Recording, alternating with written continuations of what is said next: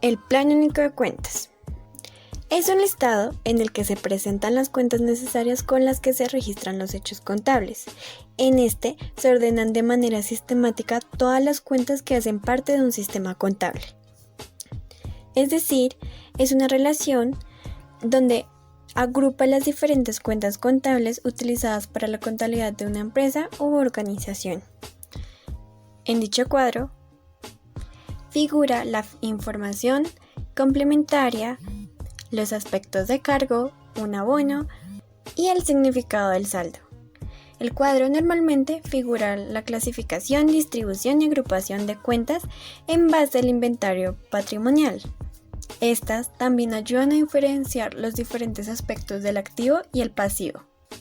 Los diferentes tipos de clases son activo, pasivo, patrimonio, ingresos, gastos, costos de venta, costos de producción, cuentas de orden deudoras y cuentas de orden acreedoras.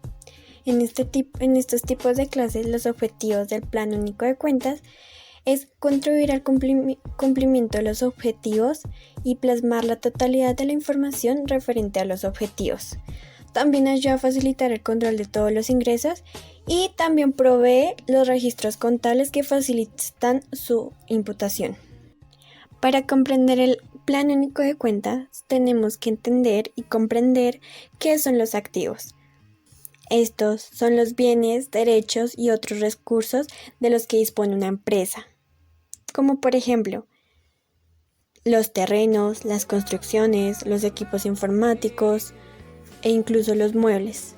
Estos se pueden identificar o caracterizar porque en el futuro se espera que genere rendimientos. También posee un valor monetario y muchas veces también es utilizado para liquidar los pasivos. También se divide los activos en dos partes, activos no corrientes y activos corrientes. Los activos no corrientes son aquellos bienes y derechos que se mantendrán en la empresa durante más de un año, mientras que los activos corrientes son los que se mantendrán menos de un año, porque se adquieren con el fin de venderlos o consumirlos. Ahora bien, ¿qué son los pasivos? El pasivo son las obligaciones de pago frente a terceros, como por ejemplo préstamos, cuentas por pagar y deudas. Estas se caracterizan porque implica una obligación que debe ser liquidada o deviene de hechos acontecidos en el pasado. Así como los activos, los pasivos se dividen en no corrientes y corrientes. Los no corrientes son los que tienen obligación de pagar superior a un año y los corrientes son los que son menos de un año. Entonces, con todo esto, ¿qué es el patrimonio? El patrimonio es el ámbito económico en el que hay un conjunto de bienes, derechos y obligaciones. En ese sentido, se puede entender como recursos y el uso que se les da a estos. Como ejemplo, dinero para inmuebles, inversión de bonos y acciones o recursos humanos de alta calidad. Para identificar un patrimonio es necesario considerar estas características. Primero, es clave para producir bienes y servicios. Segundo, puede ser dinero, bienes, servicios o ser intangible. Y tercero, puede ser de carácter público o privado. Los tipos de patrimonio son dos: los bienes materiales o los inmateriales.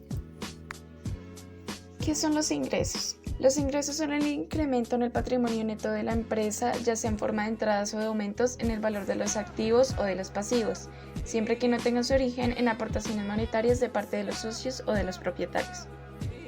Se puede considerar como ingreso toda transferencia que reciban los agentes económicos, tales como subsidios, donaciones u otros.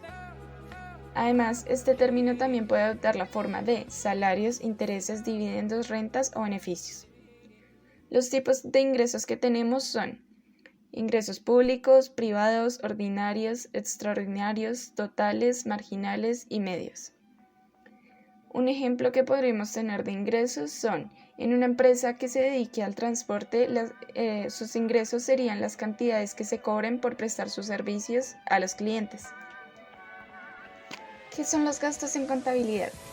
Los gastos son una partida que implican la reducción del patrimonio de la empresa u organización a la que pertenezcan. Los tipos de gastos que tenemos son los operacionales y los no operacionales. Los operacionales son los que se hacen en pro de la empresa para generar ingresos ya sea administrativos o de ventas. Y los no operacionales no garantizan un ingreso, pero son necesarios para la empresa. Clasificación de los gastos. Tenemos los gastos fijos, variables e inesperados. Los fijos son aquellos que siempre van a estar mes a mes y que no cambian. Los variables, como lo indica su nombre, pueden variar ya sea de semanas o meses. Y los inesperados son unos que no se tienen en cuenta al inicio de definir el presupuesto de la empresa.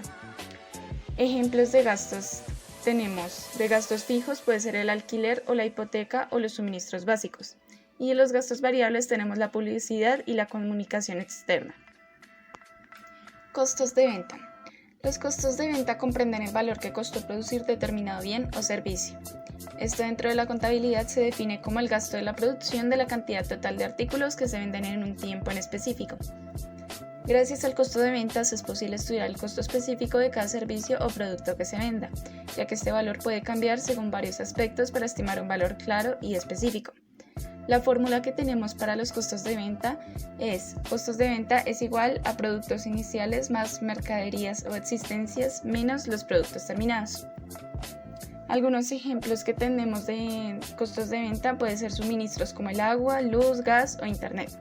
Tenemos también la materia prima para la fabricación de los productos, la tecnología y lo que cuesta el mantenimiento de las máquinas, la mano de obra y el transporte. Costos de producción o de operación. Los costos de producción son los gastos necesarios para mantener un proyecto, línea de procesamiento o un equipo de funcionamiento. Aquí tenemos algunos ejemplos como la materia prima, la mano de obra, el mantenimiento, los servicios y la patente. Características de estos costos de producción. Primero, son los que permanecen constantes durante un periodo determinado. Segundo, estos deben pagarse aún cuando la empresa no produzca. Elementos de los costos de producción. Primero, materia prima directa. El conjunto de los materiales que serán sometidos a transformación durante el proceso productivo y que pueden ser identificados o cuantificados plenamente con los productos terminados. Segundo, mano de obra directa.